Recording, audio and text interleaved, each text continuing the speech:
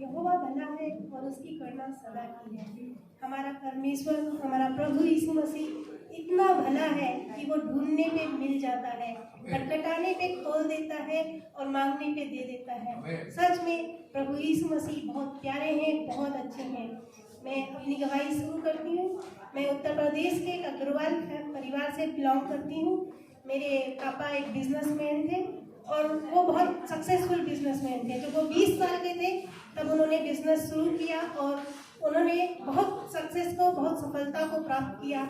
उन्होंने 2 rice mill बनाई और काफ़ी वो सक्सेसफुल रहे। लेकिन जब वो अपने 40s में थे, जब वो 40 साल के होने लगे तो उन्हें बहुत सी बीमारियां होने लगी।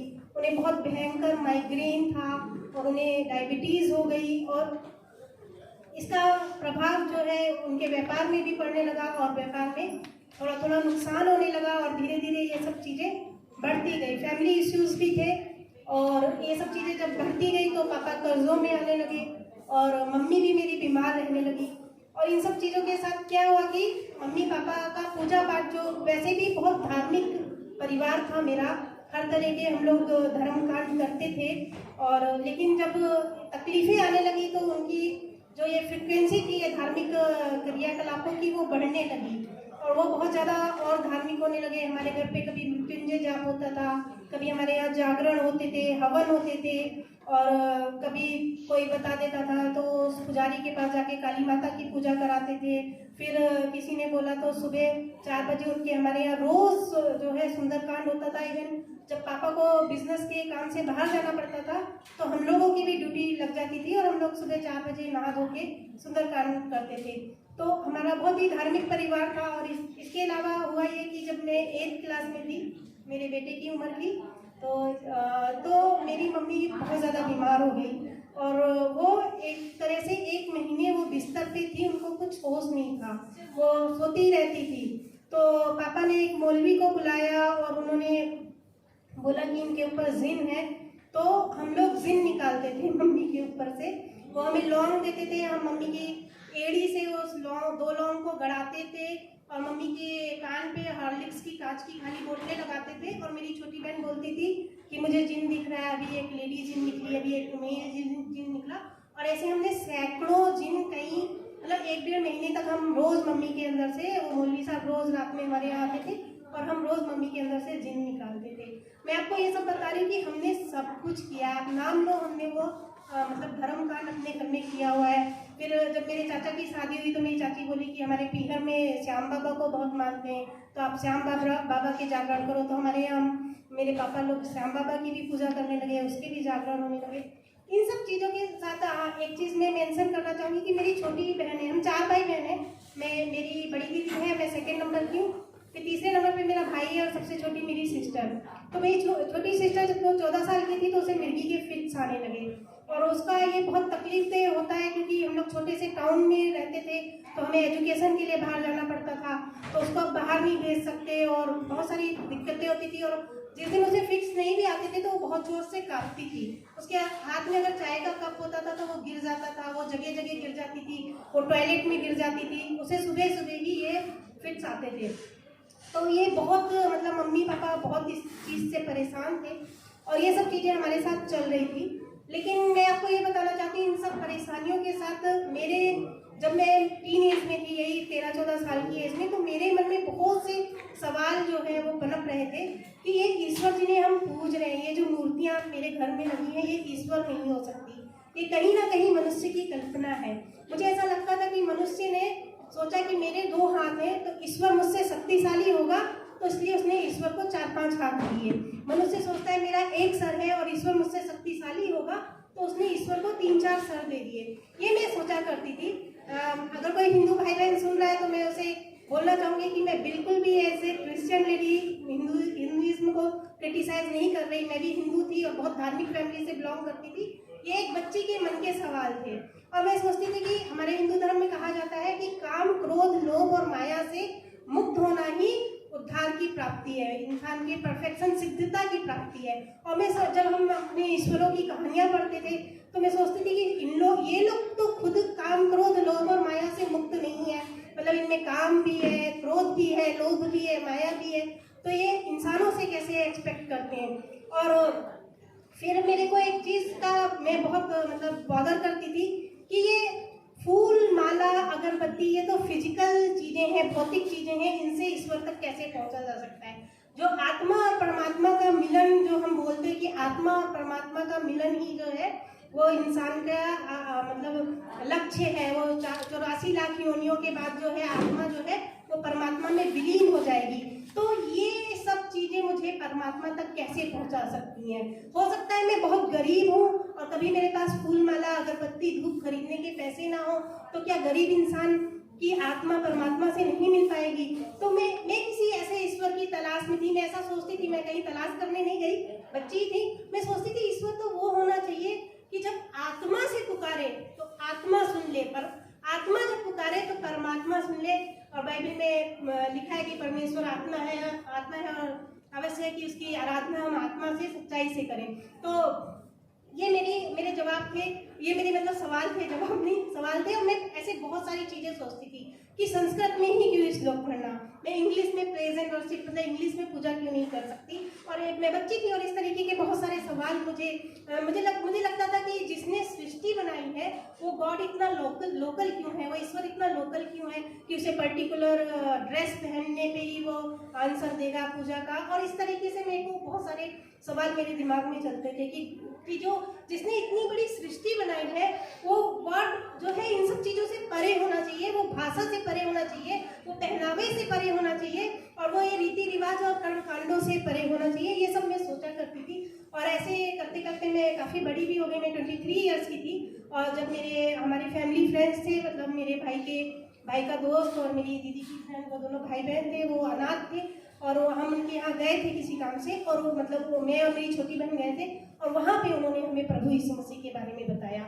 उन्होंने बताया कि प्रभु यीशु मसीह ने हमारे पापों के लिए जान दी। उन्होंने बताया कि प्रभु यीशु मसीह के पवित्र लहू से जो है दुष्ट आत्माएं डरती, कांपती और थरथराती हैं। और ये बहुत अमेजिंग था, बहुत अलग था। जो हमारा कॉन्सेप्ट ऑफ गॉड से ये कॉन्सेप्ट बिल्कुल अलग था। जीसस के बारे में मुझे सिर्फ इतना ही मालूम था कि वो ईसाइयों के भगवान है। और क्रिश्चियनिटी के बारे में मेरी कोई राय ही नहीं थी, ना अच्छी ना बुरी। मतलब मैंने कभी क्रिश्चियनिटी के बारे में कभी कुछ सोचा ही नहीं था। और मेरे कभी फ्रेंड सर्कल में भी कोई क्रिश्चियन था ही नहीं इत्तेफाक से, क्योंकि हमारे गांव में क्रिश्चियंस कम है। तो मुझे क्रिश्चियनिटी के बारे में कुछ नहीं मालूम था। चर्च भी मैंने सिर्फ मूवीज़ में देखे थे। तो ये बड़ा नया कॉन्सेप्ट था और मुझे बहुत अच्छा लग रहा था। लेकिन जब मुझे उन लोगों की बातों से अंदाजा हुआ कि ये बताना चाह रहे हैं कि जीसस ही जो है एकमात्र खुदा है और जीसस को छोड़ सारे ईश्वर जो है वो शैतानों के बनाए हुए हैं, तो इस बात से मुझे बड़ा धक्का लगा कि ऐसे कैसे मतलब मैं खाली जीसस को कैसे मान सकती हूँ। क्योंकि जाहिर सी बात है, मैंने तभी दिमाग में कैलकुलेट कर लिया कि यानी अगर मैंने यीशु मसीह को माना तो मुझे फैमिली और समाज का बड़ा सामना करना पड़ेगा और मेरे में इतनी बिल्कुल भी हिम्मत नहीं है। तो मैंने वही डिसाइड कर लिया कि मैं मन में आदर करूँगी, पर I am not going to follow Jesus, ये मैंने सोच लिया। पर फिर उसके बाद मैं और मेरी छोटी सिस्टर, मुझे नहीं पता कि मेरी छोटी बहन के दिमाग में क्या सब चल रहा था। और मैं और मेरी छोटी बहन वहाँ से निकले और बाजार के लिए निकले। तो वहाँ मेरे दिमाग में बड़ी मतलब बेचैनी हो रही थी कि सच्चा ईश्वर, एकमात्र सच्चा ईश्वर इंडिया में क्यों नहीं पैदा हुआ। मतलब मुझे बड़ी शिकायत हुई प्रभु से कि अगर वो सच्ची है तो उन्हें इंडिया में पैदा होना चाहिए था। मैं कैसे किसी विदेशी ईश्वर को मतलब मान लूँ। तो मेरे दिल से एक आवाज़ आई, एक आत्मा की आवाज़ थी। मतलब वो कानों में पड़ने वाली आवाज़ नहीं थी, लेकिन बहुत क्लियर थी, जैसे कोई आवाज़ मन से आई हो और मन ने सुनी हो कि अगर सच्चे ईश्वर को पाना है तो अपनी धार्मिकीकों को छोड़ो। और मैं चौंक गई कि ये क्या हुआ है। हम घर आए और हमने पापा मम्मी को ये सब बातें बताई। और उसके बाद मेरे पापा एक गुरु को मानते थे और उनके सामने बैठ के, पूजा घर के सामने बैठ के हम लोग मेडिटेट किया करते थे। तो पापा बोले कि चलो मेडिटेशन का टाइम हो रहा है, हम लोग बैठ के ध्यान लगाते हैं। और जब हम लोग बैठे और जैसे ही मैंने अपनी आंखों को बंद किया तो मैंने देखा कि प्रभु यीशु मसीह मेरे सामने अपने हाथ को यूं बढ़ाए हुए खड़े हैं। और मैंने डर के अपनी आंखें खोल दी। काश मैं कह पाती आप लोगों से कि मैं शांति से भर गई, पर मैं घबरा गई। क्योंकि जब ईश्वर आपको दर्शन देता है तो आपके अंदर के पाप जो है आपको डरा देते हैं। तो मैं बहुत घबरा गई और मैंने आंखें खोली। मैंने कहा ये क्या हुआ है। और डरते डरते मैंने अपनी आंखों को वापस बंद किया। मुझे वापस प्रभु यीशु मसीह ऐसे ही दिखाई दिए और मैंने वापस अपनी आंखों को खोला। और इस बार मैंने वापस अपनी आंखों को बंद किया और मुझे फिर से तीसरी बार प्रभु यीशु मसीह दिखाई दिए। अब मैंने अपने हाथ को बढ़ाना चाहा, लेकिन जब मैं हाथ बढ़ा रही हूँ लेकिन मैं बढ़ा नहीं पा रही हूँ। मुझे संसार रोक रहा है। मैं सोच रही पापा देखेंगे तो वो क्या सोचेंगे, मेरी बहन देखेगी, और मैंने अपने हाथ को नहीं बढ़ाया। तो जब बीज बोने का दृष्टांत जब हम पढ़ते हैं ना, तो मैं सोचती हूँ कि इसमें जितनी भी जो खराब भूमि है जिसपे बीज फलवंत नहीं होता, वो सब मेरा हृदय था। कैसे फलवंत हुआ प्रभु का वचन, प्रभु की ही महिमा है। तो फिर नेक्स्ट दिन क्या हुआ, मेरी छोटी बहन ने बोला कि उसने सपना देखा। उसने सपने में देखा कि संसार में जो है शैतान के दूत घूम रहे हैं और उन्होंने बहुत तबाही लाई हुई है, बिल्डिंगें गिर रही हैं, भूकंप आ रहे हैं, और शैतान के दूत काले कपड़े पहने घूम रहे हैं, और प्रभु यीशु मसीह आके मेरी बहन के हाथ को पकड़ के और उसे एक चट्टान में खड़ा करते हैं। उसने ये सपना देखा, तो मैंने उसे भी बोला कि हमने ना बहुत ज़्यादा सुन लिया पूजा दीदी और लवली से, और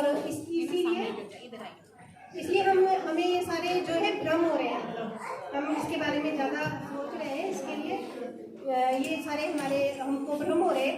और ऐसा मैंने उसे बोला, लेकिन उसके कुछ दिन बाद पूजा दी लवली हमारे घर आए और मेरी बहन ने उनसे इन सब बातों का जिक्र छेड़ा।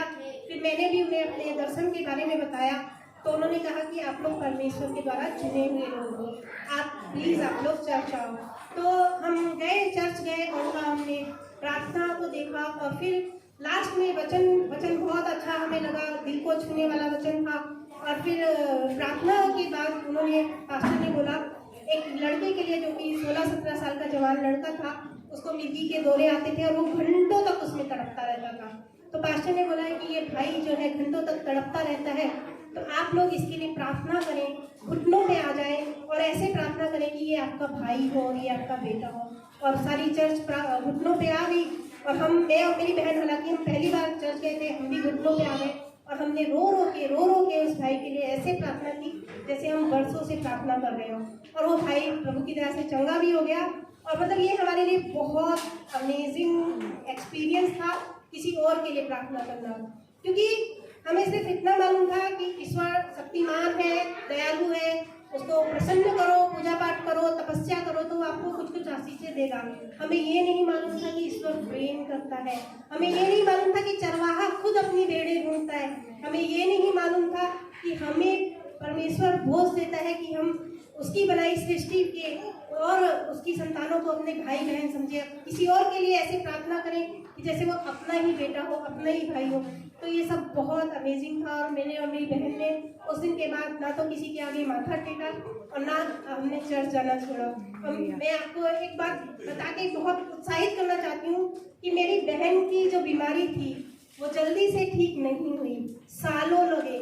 मतलब मैं 23 की थी तो मेरी बहन उस वक्त शायद 19 साल की होगी, और उसकी शादी भी हो गई, उसके बच्चे भी हो गए, और अब वो पूरी रीति से आज़ाद है। लेकिन उसने एक मिनट के लिए भी कभी अपने विश्वास को कमजोर होने नहीं दिया, कि उसने कहा कि प्रभु मिल गया तो और क्या चाहिए, ये तो संसारिक जीवन है, बीमार होकर भी जीवन कट जाएगा, लेकिन हमें तो जीवता परमेश्वर मिल गया, हमें तो सच्चा परमेश्वर मिल गया, उससे बड़ा धन और क्या होगा। परमेश्वर की महिमा हो।